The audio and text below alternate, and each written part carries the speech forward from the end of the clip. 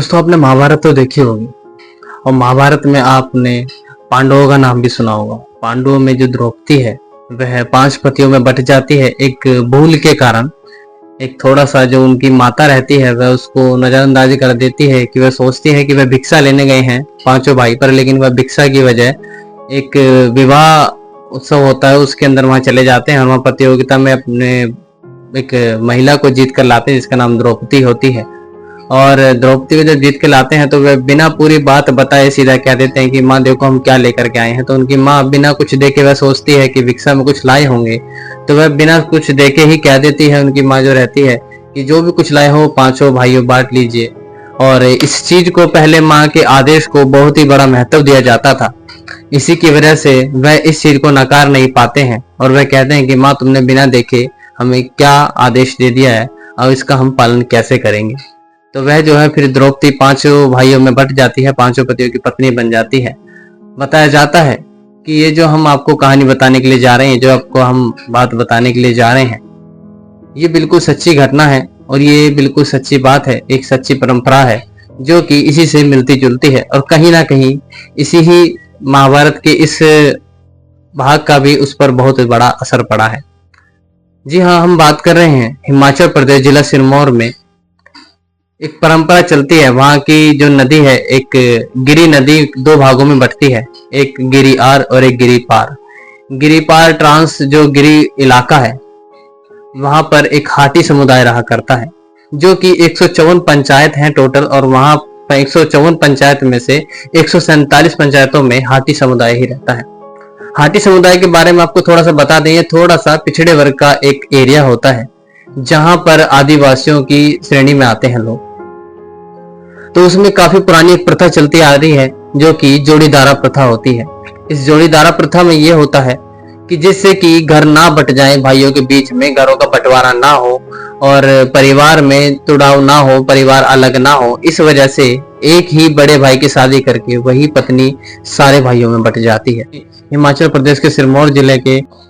गिरी नदी की घाटी पर पहुंचते हैं तो यह गिरी नदी जो है 2 भागों में बट जाती है, जिसमें एक गिरी आर और एक गिरी पार। गिरी पार का जो एक समुदाय बनता है वहां पर एक गिरी पार ट्रांस इलाका कहलाता है, जिसमें जहां पर हाटी समुदाय के लोग रहते हैं जिनको अनुसूचित जनजाति का दर्जा मिला है, जो कि आदिवासी लोग पिछड़ी वर्ग टाइप में रहते हैं।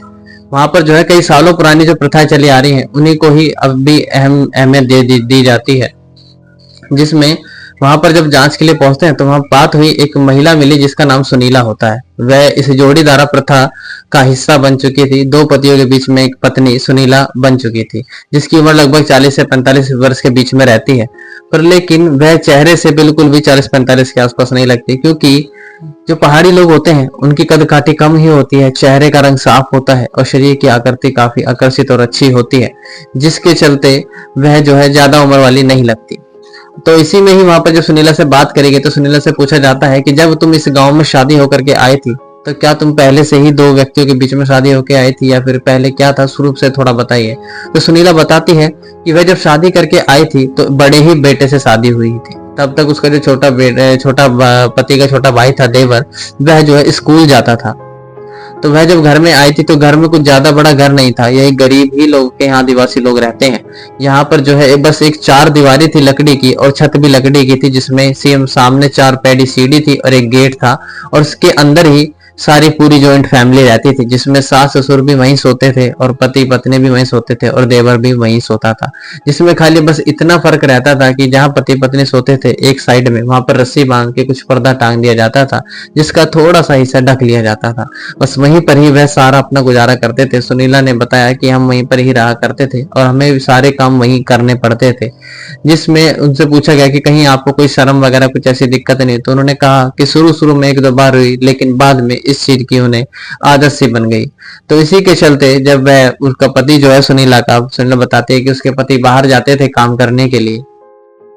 तो वह छोटे देवर का अपने ख्याल रखती थी। जैसे जैसे वह बड़ा होता गया तो बड़े होने के बाद एक दिन उनकी सास ने प्रस्ताव रखा कि बेटी अब तुम जो है छोटे वाले बेटे का भी ध्यान रखो। तो उनका ध्यान रखने से मतलब था कि उसके साथ भी रहो और उसके साथ उसको भी अपना पति का दर्जा दो। तो वह इस चीज को सोचने लग जाती है। तो वह अपने पति से पूछते तो उसका पति कहता है कि कोई बात नहीं, जिससे कि घर का बंटवारा ना हो और घर में लड़ाई ना हो और भाइयों में आपस में टकराव ना हो। तो इसीलिए हम चाहते हैं कि एक घर बना रहे और इसी में ही तुम उसे समझौता कर लो, कोई दिक्कत नहीं है उसे उस बात से, क्योंकि वह बाहर काम करने के लिए जाता है तो घर में तुम्हारा छोटा भाई जो है वह अच्छा ध्यान रखेगा। इसलिए वह उससे पत्नी को अपने समझाता है तो वह भी मान लेती है। और उनके जो ससुर रहते हैं, वह सुनीला का ससुर भी कहता है कि बेटी हम गरीब घर से हैं और हमें इस प्रथा को अपनाना ही पड़ता है, जिससे कि थोड़ा लड़ाई वगैरह ना हो और घर में बंटवारा ना हो और न्यारे वगैरह ना हो, तो इसलिए आप इस प्रथा को अपना लो। तो वह भी सुनीला कहती है कि मैंने इसको बड़े अच्छे से अपना लिया है। और शुरू में थोड़ा सा अजीब लगता था, पर लेकिन आज अब अजीब नहीं लगता। जब सुनीला से पूछे गए कुछ सवाल तो सुनीला बड़े आराम से आंखों में आंखें डालकर बिना किसी रंजिश के और बिना किसी चेहरे पे किसी शिकायत की अपने बड़े आराम से जवाब देती है, हंसती खिलखिलाती, बिल्कुल जैसे कुछ हुआ ही ना हो, ऐसे बिल्कुल अच्छी जिंदगी बिताती हुई वह बताती है। सुनीला कहती है कि जब सुनीला से पूछा जाता है कि तुम दोनों पतियों में सबसे ज्यादा किसको प्यार करती हो, तो वह कहती है मैं ईश्वर से प्रार्थना करती हूँ शुरू से ही अब तक कि कभी भी दोनों के प्रति किसी के लिए प्यार कम ज्यादा ना हो, दोनों को मैं एक अहम भाव से देखूं। और मैं अब भी उसी तरीके से देखती हूँ, क्योंकि जब बड़ा उसका पति आता है, जो उसका मेन पति है, जब वो आता है तब भी उसके लिए उसी तरीके से जाती हूँ, पानी पूछने के लिए और खाना देने के लिए, सब चीज कपड़े पहनने ओढ़ने से लेकर के हर चीज के लिए उसको भी उसी तरीके से पूछती हूँ। और जब छोटा वाला आता है तो उसके लिए भी उसी तरीके से पूछती हूँ। जब पूछा गया कि आपको दोनों में से कौन ज्यादा प्यार करता है, तो बताती है कि मेरे लिए दोनों ही ज्यादा बराबर ही प्यार करते हैं लगभग, क्योंकि छोटा वाला जो है वह जो घर में ध्यान रखता है, उसका हर चीज का, खाने पीने का, ओढ़ने पहनने का, सब चीज का वह उसका यहाँ पे ध्यान रखता है। और बड़ा जो है वह उसको बाहर जाता है काम करने के लिए, मजदूरी करने के लिए, तो वह वहां से आर्थिक व्यवस्था की सहायता करता है। इसी के चलते जो पूछा गया कि अगर देखा जाए तो आप किसको प्यार करते हैं, तो वह कहती है कि मैं दोनों को ही प्यार करती हूँ। इसी के चलते जब पूछा गया कि खाने पीने ओढ़ने ओढ़ने पहनने से भी अलग कुछ होता है जो कि पति पत्नी के बीच होता है, शारीरिक संबंध वगैरह, उसको तुम किस प्रकार निभाती हो, तो उससे सुनीला बड़ी हंसती हुई जवाब देती है उसका भी हमने उसका एक रास्ता निकाला हुआ है, जो कि एक दिन बड़ा आता है और एक दिन छोटा कमरे के अंदर वह उनके साथ शारीरिक संबंध बनाती है। तो वह कहती है ये हमें शुरू में अजीब लगता था लेकिन अब नहीं लगता। लेकिन उनसे जब पूछा गया कि मान लो कि अगर किसी दिन आपकी शरीर की कोई दिक्कत हो जाए, मान लो उसके दिन पर कोई दिक्कत हो जाए, तो कैसे मैं उस चीज को आप एडजस्ट करती हो, तो सुनीला कहती है कि कोई बात नहीं, करना पड़ता है, पर लेकिन फिर मन को ही मार लेते हैं, क्योंकि जब परेशानी में हम उनकी साथ नहीं देंगे तो कहीं ना कहीं कुछ ना कुछ अगर गलत हो गया तो उसमें फिर कहीं ना कहीं हमारी ही जिम्मेदारी होगी। तो इसलिए वह मान जाती है, कितनी भी परेशानी हो फिर भी वह संबंध बनाने के लिए राजी हो जाती है, क्योंकि कहीं ना कहीं उनका ध्यान रखने की जिम्मेदारी उन्हीं की है। और जब उससे पूछा गया कि और घर की स्थिति क्या रहती थी, तो वह बताती है सुनीला कि उनके घर की स्थिति कुछ ऐसी ही रहती है जैसे कि जब वह घर में आई थी तो उस घर में उनके सास के पास एक ही स्वेटर और एक ही जोड़ी जूती रहती है, जिसके चलते वह घर में अगर घर से बाहर कहीं जाना हो तो वह उसको ही पहन के जाते हैं। दोनों साथ में कभी सास बहू नहीं गई, क्योंकि एक ही जोड़ी जूती और स्वेटर है। तो उसी के चलते फिर जब उससे और कुछ सवाल पूछे गए तो बड़े आराम से जवाब देती रहती है और बताती रहती है कि इस समुदाय में ये कोई नया नहीं है, ये आगे से ही चलता हुआ आ रहा है कि इसमें हमें अब ज्यादा कोई परेशानी नहीं होती, बस शुरू शुरू में होती थी, अब कोई दिक्कत नहीं होती। अब कभी हम अपने घर भी जाते हैं तो दोनों को ही साथ लेके जाते हैं, क्योंकि दोनों से किसी भी चीज की भेदभाव नहीं करते, तो इसलिए हमारे परिवार वाले भी उन दोनों को एक ही दर्जा देते हैं, क्योंकि उनके लिए भी दोनों ही दामाद हैं। इसलिए वह इन सब चीजों को एडजस्ट कर चुकी है। जब घर में कभी पूजा वगैरह भी होती है, पूजा पाठ होती है, तो एक साइड बड़ा बैठता है और एक साइड छोटा, बीच में वह खुद बैठती है, तो उसको इस चीज से कभी कोई दिक्कत नहीं। जब उससे पूछा कि कभी आपको जैसे कभी महिला एक दो व्यक्ति के साथ संबंध बनाती है तो कभी कोई दिक्कत तो नहीं होती, तो उन्होंने बोला कि नहीं, कभी शारीरिक कोई दिक्कत बनी है और नहीं मुझे लगता है आगे कभी बनेगी, क्योंकि लगभग 25 साल हो चुके हैं तो अभी तक तो ऐसी कोई दिक्कत नहीं आई है। और उनसे उनको 3 बच्चे हुए हैं, तो 3 बच्चों में कहती है कि इसका किसके नाम किसको दिया जाता है 3 बच्चों में, तो तुम इसके बारे में क्या कहते हो। तो सुनीला कहती है कि इसमें 2 बच्चे बड़े के हैं और 1 बच्चा छोटे का है। तो वह डरती रहती थी शुरू में कि कहीं दूसरी शादी ना कर ले तो एकदम इतने बच्चों का खर्चा कैसे उठाएंगे वो, तो लेकिन अब उसको कोई दिक्कत नहीं होती, क्योंकि वह दोनों ही पतियों के बीच में रहती है, इसलिए वह दोनों को ही खुश रखती है। तो इसी के चलते जब और जानकारी ली जाती है तो जब आगे चलते हैं तो आगे चलते चलते एक मीना देवी से बात होती है, जो कि वह भी हाटी समुदाय की ही एक हिस्सा है। मीना देवी जो कि 3 पतियों के बीच में पत्नी रहती है। जब उससे पूछताछ करी जाती तो खुशकिस्मती से तीनों पति वहां पर ही मौजूद रहते हैं और मीना देवी वहीं पर मौजूद रहती है। तो उनसे जब कुछ सवाल करे जाते हैं तो मीना देवी बड़े आराम से, वह भी किसी भी बिना किसी शिकायत के जवाब देती हैं। मीना देवी बताती हैं कि उनको भी कोई दिक्कत परेशानी इस चीज से नहीं है, और वहां पर जब ये प्रथा है तो ये प्रथा शुरू से ही चली आ रही है, तो उसमें कोई दिक्कत नहीं रहती, वह चीज को बड़े आराम से ही सहन कर लेती है। इसी के बीच में जब उनके बड़ी जो पति है मीना देवी की, उससे बात करी जाती है तो वह कहता है कि मैं पढ़ा लिखा कम था, तो मेरी शादी सबसे पहले हुई थी, और इसी के चलते हम भाइयों ने कुछ समय बाद आपस में ही बात सलाह मिलाई कि हम क्यों ना घर का बंटवारा ना हो और आपस में प्रेम बना रहे, एक साथ मिलकर बैठ के खाएं, हर चीज को के साथ सुख दुख अच्छे से मिलकर बांटें सभी, तो क्यों ना हम एक में ही सब भाई जो है साझा कर लेते हैं। तो उन्होंने बताया कि हमने एक में ही साझा कर लिया। तो उनसे पूछा गया कि क्या तुमने कभी मीना देवी से पूछा इस चीज के लिए, तो वह कहते हैं कि नहीं, हमने पूछा तो नहीं, पर लेकिन कभी मीना देवी ने इस चीज से कभी इनकार भी नहीं किया, ना ही मना किया। तो क्या है, उनसे भी जब पूछा गया कि कैसे तुम एडजस्ट करते हो इन चीजों को, तो वह बताते हैं कि हमने दिन बांटे हुए हैं कि आज बड़ा जाएगा, कल छोटा जाएगा, फिर परसों तीसरा जाएगा। इस तरीके से एक वे एक करके दिन वह जाते हैं, जो कि संबंध बनाने के लिए हम बात कर रहे हैं। तो वह जो एक एक दिन करके दिन बटे हुए हैं, संबंध बनाते हैं। तो मीना देवी से पूछा गया आपको कोई दिक्कत तकलीफ तो नहीं होती, वह कहते हैं कि नहीं, दिक्कत कभी कभी होती है, पर लेकिन सब कुछ सहन करना पड़ता है, जो कि अब तक करते आ रहे हैं, तो अब उससे कोई दिक्कत परेशानी नहीं होती। उनसे जब पूछा गया अगर आप मान लीजिए आपको ऐसा हो जाए कि एक बड़ा पति है आपका, वो संबंध आपके साथ बना रहे हैं और साथ में इसी दिन दूसरे का भी बहुत ज्यादा मन करने लग जाए, तो उसमें आप उस घड़ी में आप क्या करते हैं? तो उसमें कहते हैं कि ऐसा कभी कोई कुछ दिक्कत सामने आई नहीं, क्योंकि ये खुद ही अपने मन में ही मान लेते हैं कि इस चीज से कोई फायदा नहीं है, बेवजह लड़ाई ही करनी पड़ेगी, बाकी इससे कोई दिक्कत नहीं है, तो इंतजार करना पड़ता है, ये चीज सहन करनी पड़ती है, और इस चीज को वह मान लेते हैं। तो इससे कोई ज्यादा दिक्कत परेशानी नहीं होती, वह इस चीज को बड़े आराम से सुख चैन से मिल बांट के करते आ रहे हैं। जो कि बताया जाता है कि वहां की जो है ये ज्यादातर घरों में, एक घर छोड़ के दूसरे घर में आपको ये प्रथा मिल जाएगी, क्योंकि यह जो प्रथा है ये काफी सालों पहले से चली आ रही है, क्योंकि आदिवासी पिछड़ा वर्ग है, तो उसमें ये प्रथा चलती हुई ही आ रही है काफी लंबे समय से।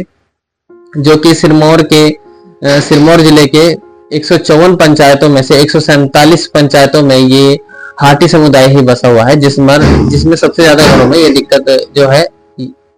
सबसे ज्यादा घरों में ये प्रथा चलती हुई आ रही है। तो जब मीना देवी से पूछा गया कि जैसे तुम्हारे बच्चे हैं, तब इन बच्चों को अगर कहा जाए कि जोड़ीदारा प्रथा के अंदर रहने के लिए क्या तुम उनकी शादी करोगे, तो वह कहते हैं कि नहीं, हम इसमें बिल्कुल शादी नहीं करेंगे, क्योंकि हम पिछड़े वर्ग के थे, हम पिछली सोच के थे, तो हमने इस चीज को अपना लिया, पर लेकिन ये बच्चे जो हैं पढ़े लिखे हैं, एजुकेटेड हैं, तो ये शायद इस चीज को नहीं अपनाएंगे। बाकी उनसे पूछा गया कि अगर अपनाने लग जाए तो वह कहते हैं कि अगर वह खुद अपनाएंगे तो उन्हें कोई दिक्कत नहीं, अगर उनकी लड़की खुद जोड़ीदार ये प्रथा अपनाएगी तो उससे उन्हें कोई दिक्कत परेशानी इस बात से नहीं है, वह इसके लिए मना भी नहीं करेंगे, क्योंकि जब ये प्रथा है वहां के लिए कोई गुनाह या कोई अपराध नहीं है, तो वह इस चीज के लिए मना नहीं करेंगे। जब केंद्रीय हाटी के महासचिव कुंदन सिंह शास्त्री जी से बात करेंगे तो वह बताते हैं कि यह कोई आजकल की प्रथा नहीं है, यह काफी लंबे समय पहले से चली आ रही है, जो कि युग युग से उनके गांव में प्रथा चली आ रही है। क्योंकि वो बताते हैं कि जब पांडव अपनी पत्नी के साथ वनवास के लिए गए थे, तो वह जो है कुछ टाइम उन्होंने यहाँ पर इस गांव के पास भी बिताया था, जहां से ये हाटी समुदाय का जन्म हुआ है, वहां से ही इसकी स्थापना हुई है, तभी से ही ये जो है जोड़ीदारा प्रथा चली हुई आ रही है। और काफी सारे जो प्रथाएं हैं वो उसी युग से चली जा रही है उनके उसमें, जिसको अभी तक सरकार ने कुछ जगहों पे चेंजेस भी कर दिए हैं, पर लेकिन कुछ जगहों पे उस चीज का चेंजेस अभी नहीं हुआ है, क्योंकि वे कुछ जो लोग हैं वे पिछड़े वर्ग के लोग हैं, वे उसी में ही रहना पसंद करते हैं। और इसी में ही जब वहीं पर ही पास बैठे एक व्यक्ति होता है मुकेश, जब उससे पूछा जाता है तो वह भी बताता है कि मेरी लगभग 4 पीढ़ी से मैं देखता रहा हूँ ये जोड़ीदारा प्रथा जो है वह चलती हुई आ रही है, और वह खुद भी अपने भाई के साथ ही एक पत्नी में ही साझेदारी में रहता है। अब घरों में साझेदारी हमने सुना था, सामानों में साझेदारी सुना था, लेकिन पत्नियों में साझेदारी ये एक अलग ही प्रथा है, जो कि अपने सोचने पे काफी मजबूर कर देने वाली है, क्योंकि आजकल के पढ़े लिखे दौर में ऐसी चीजें जब सामने आती हैं तो बड़े ही सोचने पर ये मजबूर हो जाते हैं। तो जब पूछा गया तो वे बताते हैं कि सिरमौर के 350 से ज्यादा गांवों में हाटी समुदाय है, जिसमें ये जो है प्रथा सबसे ज्यादा चलती है। इससे लोगों को कोई दिक्कत परेशानी भी नहीं होती। जब इसी चीज को लेकर के मीडिया की टीम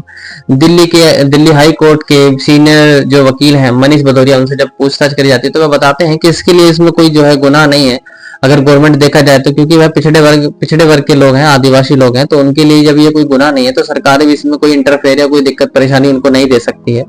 जब तक कि कोई महिला खुद ही ये आपत्तिजनक रिपोर्ट दर्ज ना करवा दे कि उनको पीड़िता होती है और वह उनकी बिना मर्जी के ये सब कुछ होता है और उनको उससे दिक्कत होती है, फिर भी ये उस चीज को करते हैं, तब ये एक तरीके से ये अपराध की श्रेणी में आ जाता है। अन्यथा यह अपराध की श्रेणी में बिल्कुल नहीं आता है, क्योंकि यह उनकी प्रथा है। लेकिन कहीं ना कहीं अगर इसको जबरदस्ती हटाया जाएगा तो कहीं ना कहीं ये उनकी भावनाओं को ठेस पहुंचेगी और इससे जो है उस समुदाय के पूरे समुदाय को जो है संभालना भारी हो जाएगा। तो इसलिए उसमें कोई इंटरफेयर नहीं कर सकते हैं। बाकी वह खुद चाहे बदलना तो एक बार को बदल सकते हैं। तो इस चीज में दोस्तों आपने इस चीज के बारे में क्या सोचा, आपको क्या लगता है इस कहानी को सुनकर? तो आप भी जरूर अपनी राय दीजिए, अपने मन की कोई बात बताइए इस समुदाय को लेकर के, या आपने कभी पहले कभी सुनी है ये बात, या फिर आप कितना रिलेटेड करते हैं इस चीजों को, या ये सही है या गलत है, आप उनकी भावनाओं को किस के प्रति किस नजरिए से देखते हैं, तो जरूर हमारे कमेंट बॉक्स में बताइए। तो प्लीज सपोर्ट करिए दोस्तों चैनल के, तो चैनल को हमारे सब्सक्राइब करिए, लाइक करिए, शेयर करिए। मिलते हैं फिर अगले किसी ऐसी सच्ची घटना के साथ। तब तक के लिए अपना ध्यान रखें, सुरक्षित रहें। नमस्कार।